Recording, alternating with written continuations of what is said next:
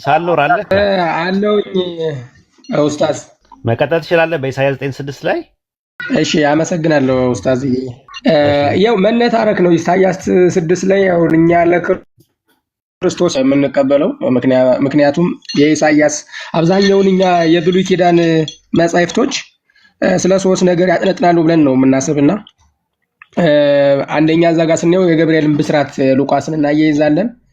ነብዮቹም ደግሞ እባክህ ሰማይን ቀደህ ውረድ እያሉ የተናገሩበት ቀን አለ። ያው ፍጻሜው ደግሞ ለኢየሱስ ክርስቶስ ነው ብለን ነው የምናምን። አሁን አንተ ደግሞ በምትተነትነው እንግዲህ የግድ በሌላ በራስ መረዳት ነው ሄድክ ካገኛቸው መጽሐፎቹ። እኛ ግን በክርስቶስ ፍጻሜውን አገኘ ብለን ነው የምናምን። ምክንያቱም አሁን ያልከው ሰውዬ ሰላም አለቃም አልሆነም። ከዛ አንጻር ነው ኡስታዝዬ። ኦኬ፣ ኢሳይያስ 9:6 ላይ ያለው ለኢየሱስ ለመሆኑ ምንድነው ማስረጃችን? አዲስ ኪዳን አዲስ ኪዳን ላይ የሉቃስ ወንጌል ምዕራፍ 1 ቁጥር ገብርኤል ሲያበስራት እነሆ ሕፃን ትወልጃለሽ የሚለው ያንን ነው የምንመስለው። ሕፃን የሆነ ሁሉ ኢየሱስ ነው ብሎ ድምዳሜ ላይ እንዴት መድረስ ይቻላል? ኢሳይያስ 9:6 ላይ ያለው ሕፃን ኢየሱስ ነው ለማለት የሚያስደፍረ ምንድነው? የትኛው ኃይለ ቃል ነው የመጽሐፍ ቅዱስ የአዲስ ኪዳን ላይ? ኢሳይያስ ትንቢቶቹን ሲናገር ስለ ክርስቶስ መሆኑን የኢሳይያስ ብቻ አይደለም። አንዳንድ ትንቢቶች እኮ ከመጽሐፍ ላይ ስናይ አንዳንዴ ለጊዜው የሆነና ፍጻሜው ግን ለክርስቶስ የሆኑ ትንቢቶች አሉ አብዛኛውን። እና እዛ ጋር ደግሞ መጥቶ ወናው ትጸንስ ወትወልድ ወልደ ወትሰምዮ ስሙ ኢየሱስ ዋቢ ወይ ስሙ ለእግዚአብሔር ሁሉ ወይ እግዚአብሔር አምላክ የዳዊትንም ዙፋን ይሰጠዋል ይላል። ራእይ ላይ ደግሞ እኔ የዳዊት ስርና የዳዊትም ኮከብ ነኝ የዳዊት ዘርና ስር ነኝ ይላል ራእይ ላይ ስንመጣ። ከዛ አንፃር ያው ለኢየሱስ ክርስቶስ ፍጻሜውን እንዳገኘን እናገራለን። የዳዊቱን ዙፋን ይሰጠዋል አለ። እሱ ደግሞ መጣና እኔ የዳዊት ዘርና የዳዊት ስር ነኝ የንጋት ኮከብም ነኝ ይላል። አዎ፣ እናንተ እንግዲህ በምትመጡት ያው ውዳሴ ማርያም ላይም እኮ ቅዱስ ኤፍሬም እንደዛ ነው አይደለ? ውዳሴ ያለ እግዝእትነ ማርያም ድንግል ወላዲተ አምላክ ዘይትነበብ በዕለተ ሰኑይ ፈቀደ እግዚእ ያግዘው ለአዳም ሕዙነ ወትኩዘ ልብ ወያግቦ በተዘጋት መንበሩ ሰአሊ ለነ ቅድስት ይላል አይደል? አዎ ልክ ትክክል ነው። አሁን የሰኞ ውዳሴ ማርያም እግዚእ የሚለውን እስቲ ውዳሴ ማርያም እስቲ ዘሰኞ ቀሽርልኛ እንዴ። ፈቀደ እግዚእ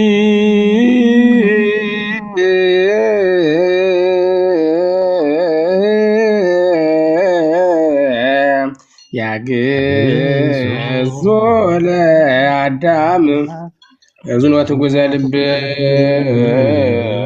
ወያግቦ አበዘት መንበሩ ሰአሊ ለነ ቅድስት። ያው ዛሬ ግን መስተጋብ ነው ያለ የሰኞ መስተጋብ። አዎ እናንተ እንትን ነው ወለቡ የሚለው አለ አይደለ እኮ እንትን ነው አይደለ? አብይ ጾም አይደለ? አሁን አብይ ጾም ሲሆን አሁን ወለቡ የምትባላለች የመጀመሪያ ስንኝ ናት። ወለቡ ማለት ወለቡ ጽራህዬ እንትን ላይ የምትገኝ ናት። ከዳዊት የተውጣጣ ነው። ወለቡ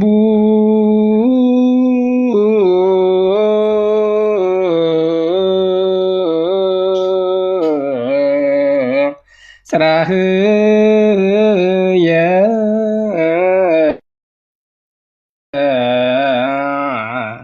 ወአጽማኒ ቃለ ስእለትየ። ያው ታውቀዋለህ ትርጉሙን፣ ስማኝ የቃሌን ምኞት ማለት ነው። አዎ አሁን እንትን እኔ ማስታውሰው ፍልሰታ ላይ ውዳሴ ማርያም አንድምታ ሲነበብ ውዳሴ ማርያም እንትን ስንል ነው ራሱ የዜማ ማለት ነው። እስከ መስተጋብ ድረስ ሄጃለሁ እኮ እኔ ሄጄ ነበር እስከ መስተጋብ። ከዛ በላይ ዘለቀ ነገር የለኝም።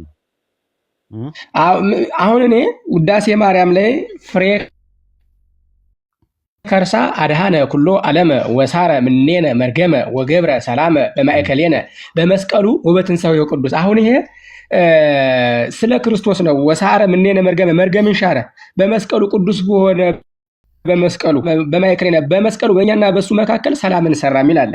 ያሙስ ውዳሴ ማርያም ደግሞ አንተ አንቀጸ ብርሃን ላይ አንቲ ውእቱ ጽቡሩክ ዕፀ ሕይወት ወፀ መድኃኒት እየንተ ዕፀ ሕይወት ዘውስተ ጎነ ዘኮንኪ ዕፀ ሕይወት በዲበ ምድር ፍሬኪኒ ፍሬ ሕይወት ውእቱ ወዘበላ እምኔው ሕይወት ዘለም ያዩ ጽያ ሰራይ ምን ይክዝ የማህፀንሽ ፍሬ። አሁን ይሄ ወልድን ነው የሚያመጣው እና እያንዳንዱ ወንጌል ውዳሴ ማርያም ክስተት መስተጋቡም ስለ ማርያም ግን ለክርስቶስ ነው የሚናገር በማርያም በኩል። አንቀጸ ብርሃን ያልከው ውዳሴ ማርያም ሐሙስ ነው ያልከው።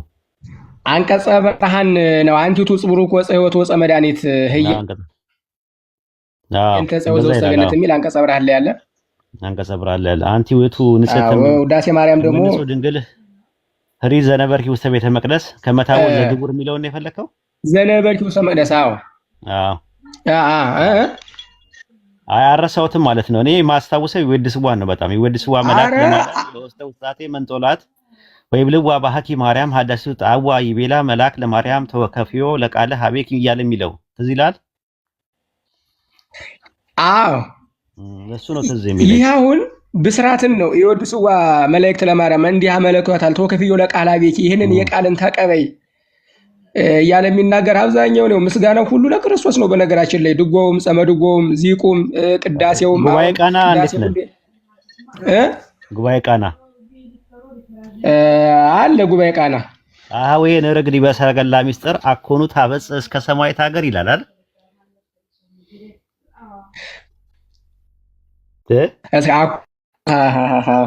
አዎ የነረግዲ በሰረገላ ሚስጥር አኮኑ ታበጽ እስከ ሰማያት ሀገር ታደርሳለች። ጥሩ ነው። አዎ ለዛ ነው ራሱ ጉባኤ ቃና ሀገር ታደርሳለች። አዎ የነረግዲ በሰረገላ ሚስጥር አኮኑ ታበጽ እስከ ሰማያት ሀገር ይላል። ሐምሌ ዚቅ ምን ይላል ራሱ? የሐምሌ ዚቅ ምን ይላል? የሐምሌ ዚቅ ታስታውሳለህ? የሥላሴ የሐምሌ 7 ዚቅ ዘሥላሴ የሚለው ምን የሚለው ምን ይላል? በቃ ያስኩት ምን ይላል? ስለ ሥላሴ ብዙ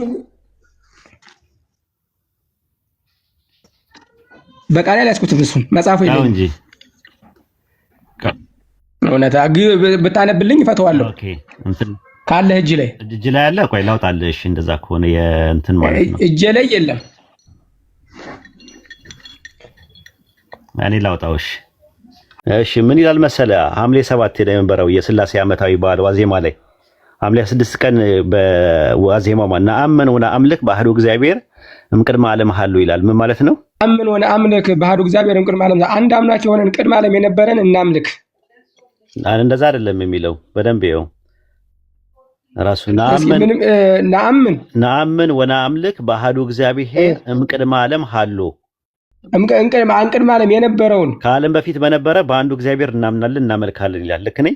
አዎ እኮ እንደዛ እኮ ነው። ከዓለም በፊት ወነአምን በካሉ እግዚአብሔር ዓለም ሀሎ ካለ እሺ ወነአምን በካሉ እግዚአብሔር ዘበብልናኩ ለአብ ይመስሎ ይላል።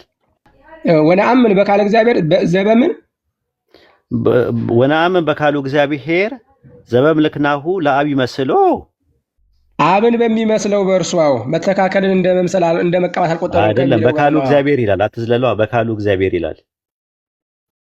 በቃሉ ነው በካሉ እግዚአብሔር እኮ እሺ ምን ማለት ነው? በካሉ እግዚአብሔር ማለት ነው በአምላክነቱ አብን በሚመስል በሁለተኛው እግዚአብሔር እናምናለን ነው አይደል የሚለው? አዎ ሁለተኛው እግዚአብሔር ማን ነው? አዎ እሱም በሚመስል ማለት ነው እኮ ሁለተኛው እግዚአብሔር ማን ነው?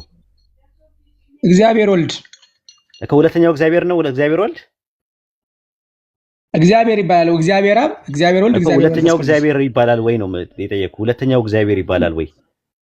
የተወለደ ስለሆነ አዎ ከሱ የወጣ ከባህሪው የወጣ አንዱ እግዚአብሔር ማን ነው? አንዱ እግዚአብሔር አብ አለ። አንዱ እግዚአብሔር ደግሞ እግዚአብሔር ወልድ አለ። አንዱ እግዚአብሔር ይላል። አንዱ እግዚአብሔር የሚባለው አብ ብቻ ነው የተቀመጠው ነገር ራሱ የሚለው ነአምን ወነአምልክ በአሐዱ እግዚአብሔር እምቅድመ ዓለም ሀሎ አለ። ከዛ ሁለተኛው ደግሞ ወነአምን በካሉ እግዚአብሔር ዘበምልክናኩ ለአብ ይመስሎ አለ። ወነአምን በካሉ እግዚአብሔር አለ። ካሉ እግዚአብሔር የተባለው ማን ነው? ሁለተኛው እግዚአብሔር እግዚአብሔር ወልድ ነው። እግዚአብሔር አብን አነሳ፣ እግዚአብሔር ወልድን አነሳ። መንፈስ ቅዱስ አላነሳም። ቀጣይ ካለ መንፈስ ቅዱስ ነው ይጠራል። ወነአምን በሳልሱ እግዚአብሔር መንፈስ ቅዱስ ዘይመልክ ሁሉ ሁሉ በሁሉ የሚሞላ እሺ ሁሉም በሚሞላ መንፈስ ቅዱስ በሶስተኛው እግዚአብሔር እናምናለን ይላል።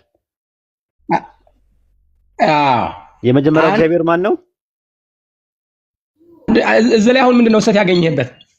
የመጀመሪያው እግዚአብሔር ማን ነው? አንድ እግዚአብሔር የተባለው አንድ እግዚአብሔር አብ። ሁለተኛው እግዚአብሔር ማን ነው? እግዚአብሔር ወልድ። ሶስተኛው እግዚአብሔር ማን ነው? እግዚአብሔር መንፈስ ቅዱስ። ስንት እግዚአብሔሮች ናቸው ሶስቱ?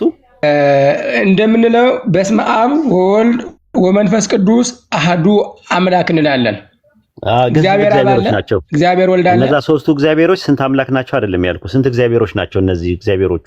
አንድ እግዚአብሔር አለ፣ በሶስት ማንነት እንጠራዋለን። እግዚአብሔር አብ፣ እግዚአብሔር ወልድ፣ እግዚአብሔር መንፈስ ቅዱስ እኮ አንዱ እግዚአብሔር፣ ሁለተኛው እግዚአብሔር፣ ሶስተኛ እግዚአብሔር ተብሎ መጠራት ይችላል። አዎ ይጠራል።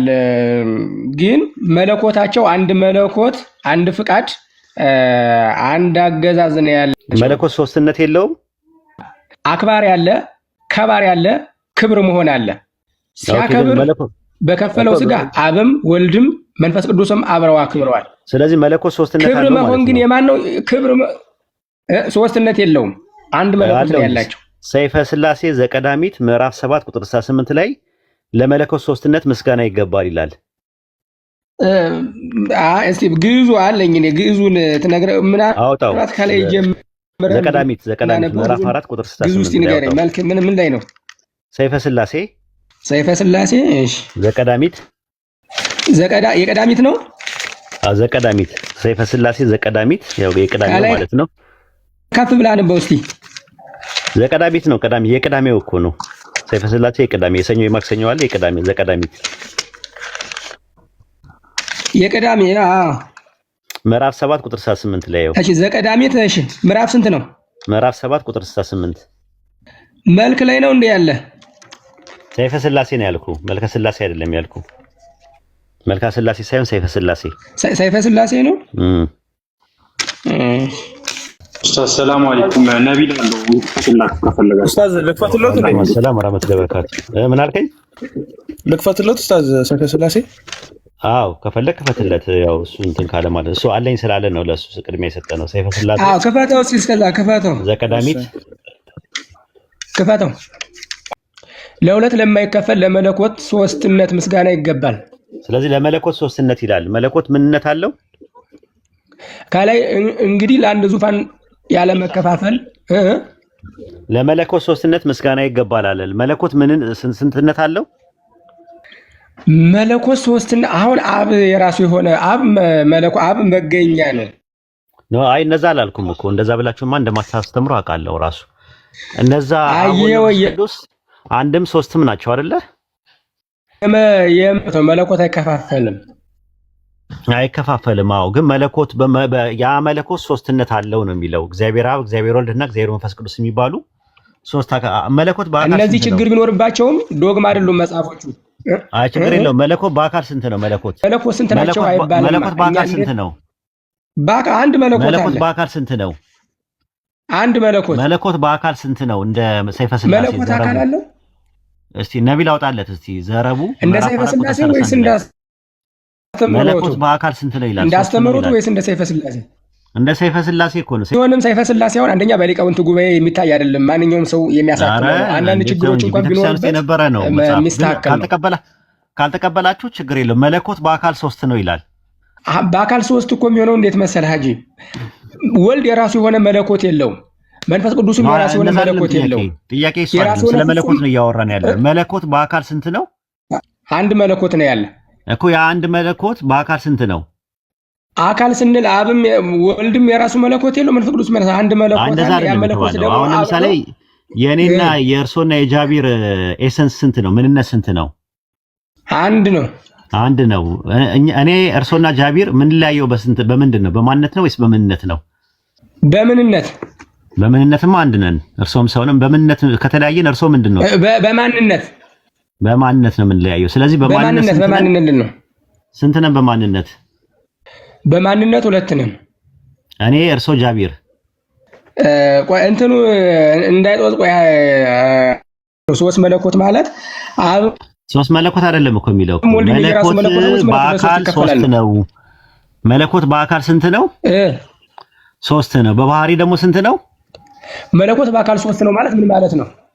በአካል ሶስት ነው ማለት ምን ማለት ነው? አዎ ለምሳሌ እዚህ ቤት ውስጥ ያለው ሰው በአካል ስንት ነው? እዚህ ቤት ውስጥ ከላይ የሚታየው ቁጥሩ ስንት ነው? እዚህ ቤትማ ወደ 9 ሰው አለ። 954 እንትን አለ አይደለ? ማንነት አለ አይደለ? አዎ ስንት ምንነት ነው ያለው እዚህ ቤት? ስንት ምንነት አለ? አንድ ማንነት አለ። ሰው የሚል ማንነት እንደዛው ማንነት። ስለዚህ መለኮት በአካል ስንት ነው? እሱ ላይ የሚለው መለኮት በአካል ሶስት ይላል። ስለዚህ በአካል ሶስት ነው ማለት ነው። ለምሳሌ አምላክ በስጋ ሞተ ትላላችሁ አይደል እናንተ? አምላክ በስጋ ሞተ እኛ ሳይሆን መጽሐፍ ነው የሚል እኛ አይደለም መጽሐፍ ነው። ጴጥሮስ ነው እንደዛ ያለን። በስጋ ሞተ በመንፈስ ግን ሕያው ነው ይላል። አምላክ በስጋ ሞተ የሚል የለም። ክርስቶስ ነው በስጋ ሞተ በመንፈስ ሕያው ነው የሚለው። እሱ አሁን ተውት፣ ችግር የለውም። አሁን ፖይንቱ ምንድነው? ክርስቶስ አምላክ ነው፣ እኛ አምላክ ብለን ነው የምናምነው። እዛ ጋር ክርስቶስ ወደ አምላክ እንዲያቀርበን ነው እኮ የሚለው እኮ አይደለ? ወደ አምላክ የሚያቀርበን ክርስቶስ ወደ ማን ነው የሚያቀርበን? ወደ አባቱ ያቀርበናል፣ ወደ አምላክ ያቀርበናል። ሲያቀርበን እንዴት ነው? ወደ አምላክ እንዲያቀርበን ክርስቶስ ወደ አምላክ እንዲያቀርበን በስጋ ሞተ በመንፈስ ሕያው ሆነ ይላል። ስለዚህ የሞተው ክርስቶስ ነው ነው። እርሱም አምላክነት አለው። አሁን እንዲህ ስንል ምን መሰለህ? አይደለም ጥቅሱ አይልም። ጥቅሱ ላይ አምላክ በስጋ ሞተ አይልም ነው ፖይንቴ። እዛ ላይ አንደኛ ጴጥሮስ 3:18 ላይ ጠቀሱት ጥቅስ ላይ ክርስቶስ በስጋ ሞተ በመንፈስ ግን ሕያው ነው ይላል። በሲኦል ምን አምላክ በስጋ ሞተ የሚል የለም ነው ፖይንቴ። ክርስቶስ በስጋ ሞተ የሚል አለ የለም አይደለም ፖይንታችን። እርሶ በትምህርታችሁ እናንተ ውስጥ አምላክ በስጋ ሞተ ትላላችሁ። ተመልሳችሁ አምላክ ሞተ ትሉና ግን በስጋ የምትለዋን ትጠቀማላችሁ። መለኮት ሶስት ነው ማለት ይቻላል ወይ በአካል? ክርስቶስ አሁን ቅድምም እያነሱት ነበረ ሀጂ። አምላክ አያንቀላፋም፣ አይሞትም፣ አይደክምም፣ አይራብም፣ ሌላ ቦታ አይጠማም እያወራንበት ከዚህ ጀምረን ብናጠረው ለማለት ነው። እናጠራዋለን፣ ችግር የለውም፣ እንመጣበታለን። ግን አሁን ይህንን እንጨርስና ወደዛ እንመጣለን ማለት ነው። እኔ ያመጣሁት ምንድነው ኤግዛምፕል ነው። አምላክ ሞተ ትሉና ግን በስጋ ብላችሁ ትላላችሁ። ስለዚህ አምላክ መለኮት በአካል ሶስት ነው። መለኮት ሶስት ነው በምን ሲባል በአካል ሰይፈ ሥላሴ ላይ ምንድነው የሚለው? መለኮት በአካል ሶስት ነው ይላል እያለ ያስቀምጣል። ይቀበላሉ? አይ እኔም እስከማውቀውና እስካለ መረዳት አንድ መለኮት አለ። ኮንሰስ ፓተርን ይቀበላሉ? ሃይማኖት አበው ይቀበላሉ?